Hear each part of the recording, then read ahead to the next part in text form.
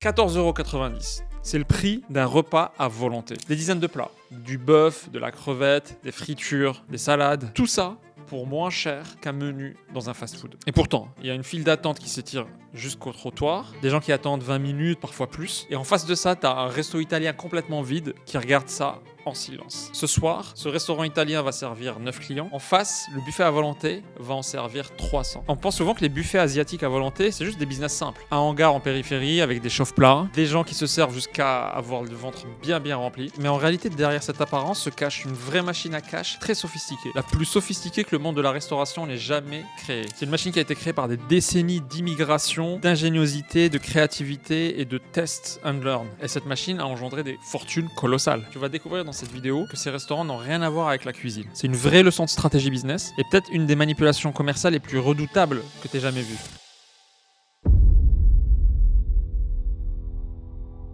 Pour comprendre vraiment ce business, il faut remonter aux origines. Et l'origine est bien plus lointaine que ce que tu peux imaginer. On est au début des années 1920 à Paris. Dans le quartier latin, il y a les premiers restaurants chinois qui apparaissent timidement. Et franchement, à cette époque, ça n'a encore rien à voir avec ce qu'on connaît aujourd'hui. C'est des établissements très discrets, presque confidentiels, qui accueillent des diplomates, quelques élites et peut-être des voyageurs. À l'époque, la cuisine chinoise en France, c'est un luxe qui est réservé à des privilégiés. Et alors, comme c'est l'origine, comment est-ce qu'on est passé de là à des hangars de 300 places assises? Ce sont là, bien sûr, on peut se douter, c'est pas fait du jour au lendemain. Il y a toute une histoire derrière tout ça. Et c'est ce que je vais te raconter dans cette vidéo. Dans les années 50 et surtout dans les 70 et 80, il y a des vagues entières de migrants de Chine et d'Asie du Sud-Est qui commencent à arriver en France. Ils fuient les guerres, des régimes autoritaires, la pauvreté. Ils arrivent en France avec presque rien, pas de réseau, pas de capital. Souvent, ils parlent pas la langue, ils connaissent pas les codes du pays où ils arrivent. Ce qu'ils ont, c'est leur culture du travail et la conviction qu'ici, ils vont pouvoir construire quelque chose. Alors, pour beaucoup d'immigrés, comme tu remarqueras, la première réponse à laquelle on pense, c'est la restauration. Parce que c'est un des secteurs où le savoir-faire prime largement sur les diplômes, le réseau n'est pas si important que ça, et le fait d'avoir une famille, surtout nombreuse, peut compenser ton manque de moyens. C'est aussi un des secteurs où le travail dur, donc travailler 15 heures en une journée, peut vraiment payer. Alors ces nouveaux arrivants ouvrent des petits restos de quartier, tout modestes au début. Alors souvent les frères sont en cuisine, les femmes vont servir, chaque centime gagné est tout de suite réinvesti, souvent pas de vacances, jamais de relâchement vraiment. Et très vite, ces restaurateurs vont comprendre quelque chose d'essentiel sur le marché français. Et c'est quelque chose que beaucoup d'autres avant n'avaient pas vu. En fait, le client français ne cherche pas forcément le meilleur repas de sa vie. Ce qu'il veut, c'est surtout avoir l'impression qu'il en a pour son argent. Coquille Saint-Jacques, gelée, gigot d'agneau, un peu de porc. Cela, ça vous revient à combien par personne? 25 €, 24,90 €, donc 25. Ce qu'on a pris là, si c'est un restaurant normal, ça sera trop, ça sera 50, 60 € par personne.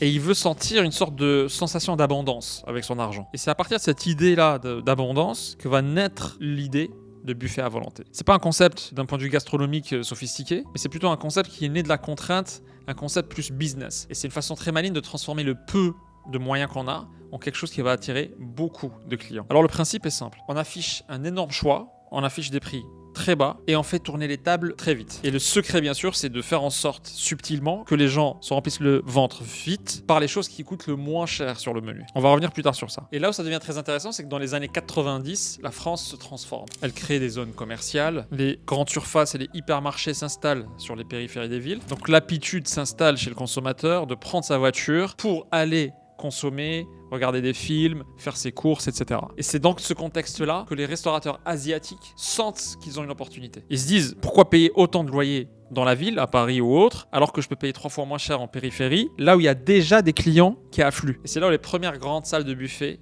émergent. 200 couverts, parfois même plus, avec des prix affichés très clairement à l'entrée, 13 €, puis 14,90 €, tout compris, à volonté. Et c'est là où le business décolle vraiment. Parce que la proposition est juste imbattable pour une famille qui veut sortir tout en maîtrisant son budget. Et donc en l'espace d'une décennie, le buffet à volonté devient un réflexe de consommation dans des milliers de foyers. C'est une institution populaire, un rituel de famille qui s'installe. Je vais te donner un chiffre. En 2022, la restauration asiatique à volonté, c'est à peu près 2,5 milliards en France. Des milliers d'établissements répartis sur l'ensemble du territoire. En l'espace de seulement 2 générations, tu as des gens qui sont arrivés les mains vides, de classes pas aisées, et qui ont construit des empires. Et là où c'est intéressant, c'est que derrière tout ça, il y a une mécanique que les gens ne voient pas. C'est une mécanique dans laquelle tout est conçu pour que toi, tu dépenses le moins possible, mais que le restaurateur gagne le plus possible en même temps. Et c'est ça qu'on va analyser.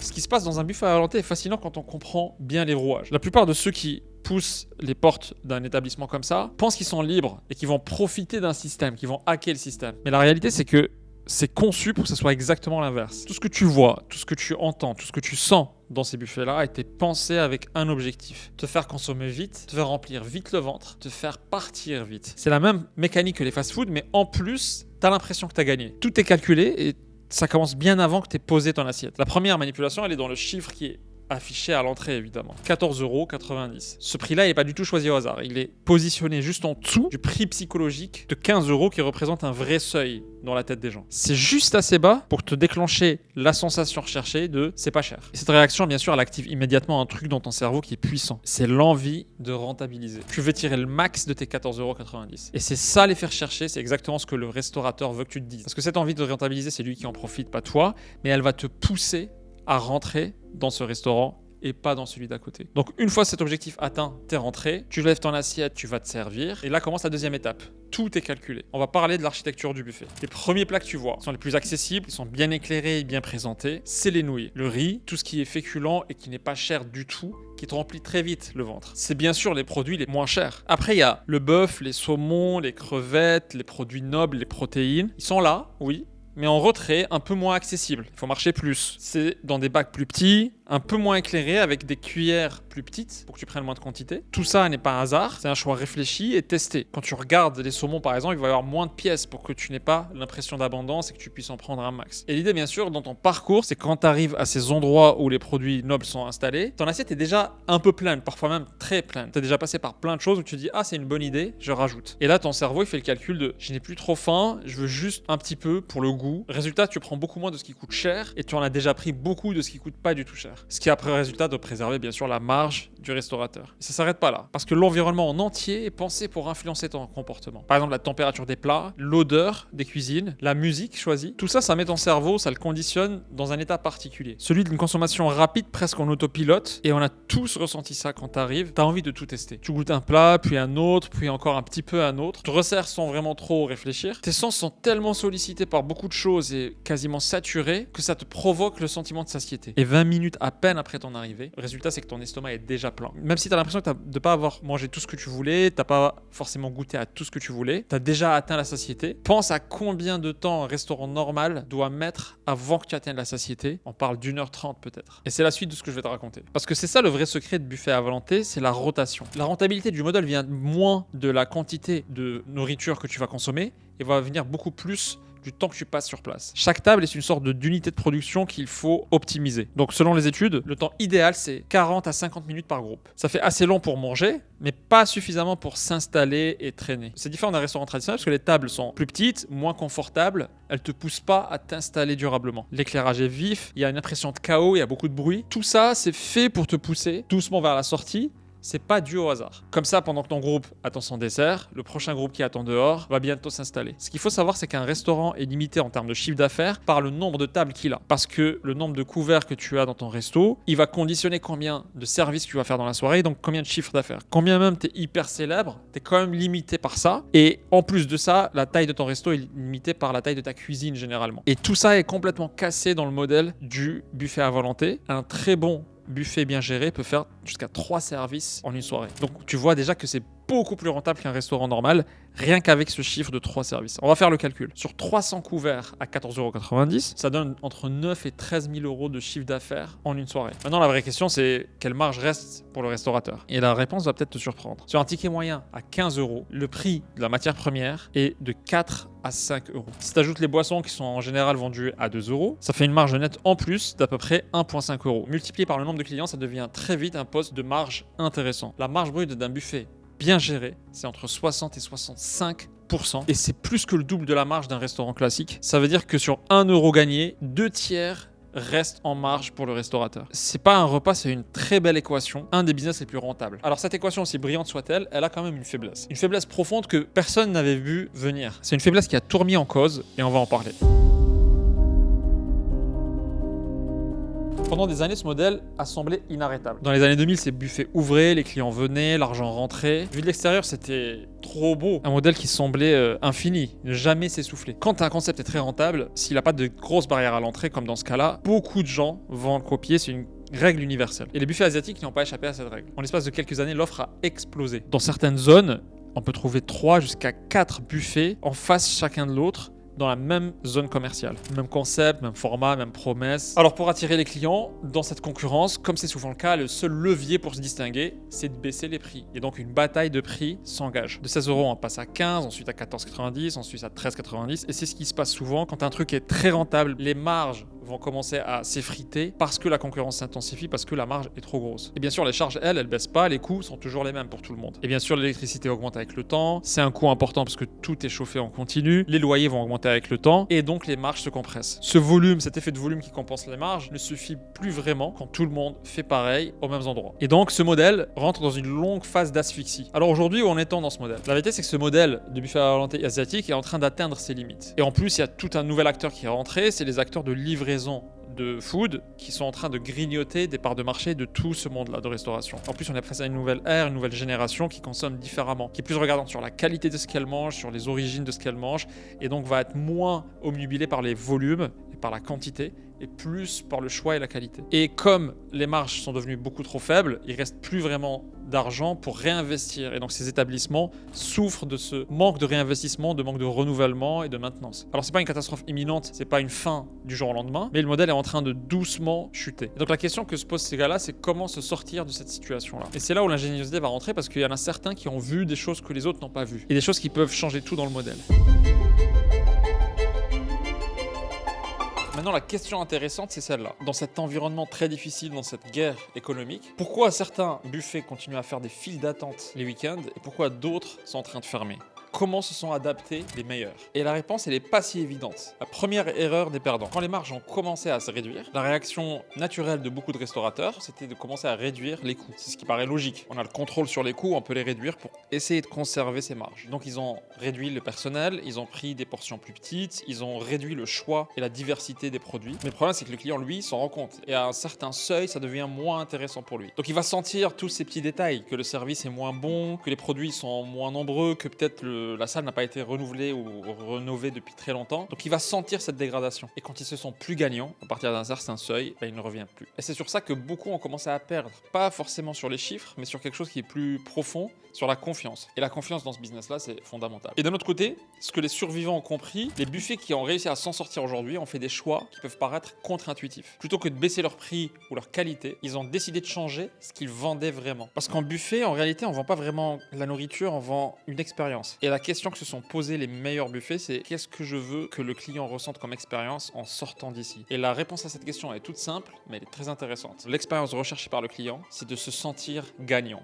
en sortant de ce buffet-là. C'est pas juste parce qu'il a beaucoup mangé, mais c'est une autre sensation. C'est qu'il a passé un autre moment, il a senti qu'économiquement, il a fait un bon choix. Et pour conserver ce feeling-là, malgré les marges qui baissent, ils ont travaillé sur tout ce qui entoure la nourriture. Et pour ça, ils ont fait une montée en gamme en douceur très discrète. Alors concrètement, c'est des choses qui peuvent paraître anecdotiques, mais qui ont changé toute la perception du client. D'abord, l'éclairage par exemple. Ils ont arrêté les néons très agressifs et ils ont commencé à mettre des lumières plus premium, plus tamisées, plus chaleureuses. Résultat, tu te sens plus à l'aise, tu as envie de passer plus de temps. Ensuite, ils ont retravaillé la présentation des produits. Ils ont arrêté les chauffe-plats les unes à côté des autres. Ils ont commencé à revoir la disposition des nourritures, des produits, pour mettre des étiquettes, pour remonter un peu en gamme. Ils ont parfois même ouvert les cuisines, pour avoir des cuisines ouvertes plus premium. Le personnel vient maintenant t'accueillir, comme dans les bons restos. Et ça, c'est un détail qui change tout. Parce que quand tu es là, tu rentres dans un buffet, tu te sens surveillé parce qu'on veut savoir si tu manges pas beaucoup, tu veux pas rentabiliser ce que tu vas payer, etc.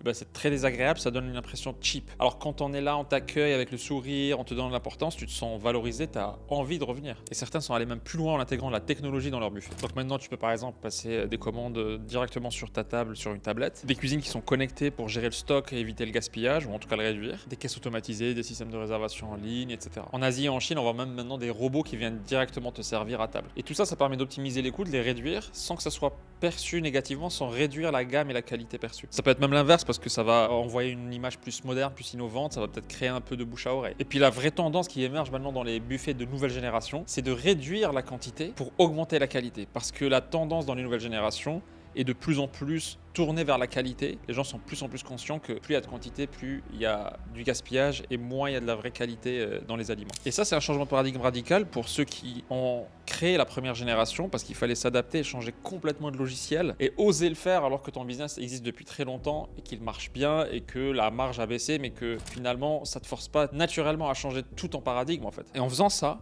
les restaurateurs ont découvert quelque chose qui les a surpris. C'est que le client préfère manger 10 plats excellents, très quali, que 30 plats médiocres. Et quand il a ça, il est satisfait et donc il revient. Et donc tu le rentabilises. Donc oui, tu vas peut-être renier un peu sur la rotation des tables parce que les gens vont rester un peu plus longtemps, ils vont un peu plus apprécier. Tu peux pas créer de la haute gamme en faisant que les gens partent très vite, mais en même temps, ça va créer beaucoup plus de fidélité et donc de repeat, des gens qui reviennent. Et quand un client revient, ça crée beaucoup plus de rentabilité pour une société. Ce qui est fascinant dans cette transformation-là de ce business, c'est que ces restaurateurs appliquent les mêmes concepts, les mêmes principes que les grandes marques qui elles-mêmes s'adaptent par les mêmes moyens pour survivre et pour se réinventer avec les nouvelles tendances et avec les changements de marché en fait. Et ils ont compris un truc universel, c'est que la simple bataille sur les prix amène une mort lente. À un moment donné, il faut sortir de cette compétition sur les coûts, sur les prix, vers le bas, pour remonter et se distinguer, se différencier par de la qualité, par de la valeur supplémentaire. Donc finalement, le buffet qui marche le plus aujourd'hui, c'est pas celui qui propose le plus de produits pour le prix le moins cher possible, c'est celui qui va permettre de créer une expérience qui fait sentir au client qu'il a fait le bon choix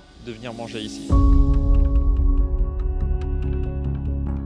Maintenant qu'on a dit ça, il y a autre chose que personne n'avait anticipé. C'est qu'officiellement aujourd'hui, il y a plus de buffets à volonté que de fast-food en France. Selon une étude d'un cabinet de conseil, depuis plusieurs années, le secteur ouvre à peu près un buffet par jour en France. Entre 2024 et 2025, c'est environ 1000 nouveaux établissements qui ont ouvert leurs portes en France. Selon cette étude, la moitié des repas dans ce secteur-là sont faits maison, donc sur place, avec des produits frais qu'ils achètent chaque matin. Sur le reste, c'est industriel, mais c'est surtout les desserts. Mais grosso modo, la qualité de ce qui est servi dans ces restos a augmenté. Et on n'est plus sur le même price point, on n'est plus sur le même prix, on n'est plus sur 13,90 €, mais plutôt sur 18, 20, 25 € sur les buffets qui ont réussi et qui se sont maintenus. Et le résultat, c'est que la marge nette de ces établissements peut être entre 9 et 19% du chiffre d'affaires. Et ça reste très au-dessus des restaurants classiques. La moyenne des restaurants, elle est entre 3 et 5% seulement. Voilà, on est arrivé au bout de cette histoire. Je pense que tu as compris que derrière les buffets à volonté, il y a une vraie mécanique, une vraie stratégie business. Mais c'est aussi une leçon sur la survie économique, sur la réadaptation et le fait que n'importe quel modèle doit se réinventer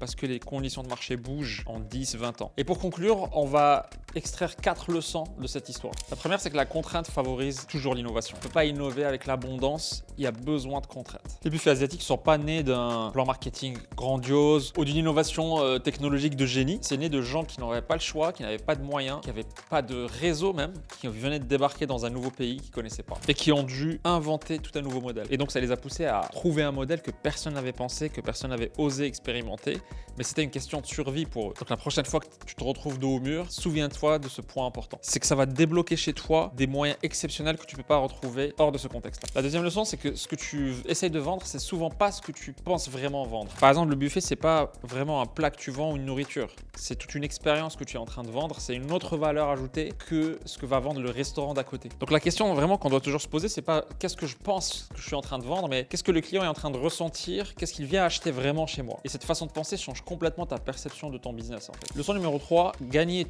une guerre par les prix, par la réduction de coûts, c'est hyper dur et ça se finit très souvent mal. Et donc c'est beaucoup plus confortable de trouver ta différenciation, de trouver ta valeur ajoutée pour sortir de cette bataille que tout le monde est en train de mener, qui est la bataille sur les prix et sur les coûts. Et la dernière question, c'est on est toujours obligé dans n'importe quel business de se réinventer. Tous les boîtes que tu vois qui existent depuis des décennies, tu as l'impression que leur modèle n'a pas bougé, qu'ils sont en train d'être assis sur la même chose depuis très longtemps sur un puits de pétrole. La vérité, c'est qu'ils sont bousculés tous les jours par de nouveaux acteurs, par des prix qui baissent, par des marchés qui changent, par des nouvelles tendances de consommation, de comportement client. Et tu es obligé tous les 5, 10, 15 ans, selon les marchés, de te réinventer. Avoir peur de remettre en jeu ou remettre en cause le modèle qui t'a fait marcher jusqu'ici, ça peut mener à la disparition. Ceux qui survivent sont ceux qui osent remettre en cause ou remettre en jeu même ce qui a marché depuis très longtemps. Imagine le père de famille qui a créé un buffet de ce genre-là, qui a juste appliqué une recette qui marche et qui comprend pas ce qui se passe dans son business parce que les marges baissent d'une année à une autre. Ça baisse tellement lentement parfois que ça va pas le pousser forcément à se réinventer. Il va avoir une paresse à le faire. Il y aura une prime à celui qui va réinnover et réattaquer ce marché par une autre approche. Et ça, c'est une règle universelle, quel que soit ton business. Et souviens-toi, si tu veux lancer ton business, va sur LegalPlay, c'est la moyen le plus facile en France pour lancer son activité économique. Et pour te remercier d'avoir regardé cette vidéo jusqu'au bout, un code promo pour toi, tape RACIM15 sur LegalPlay, tu auras 15% de réduction. Le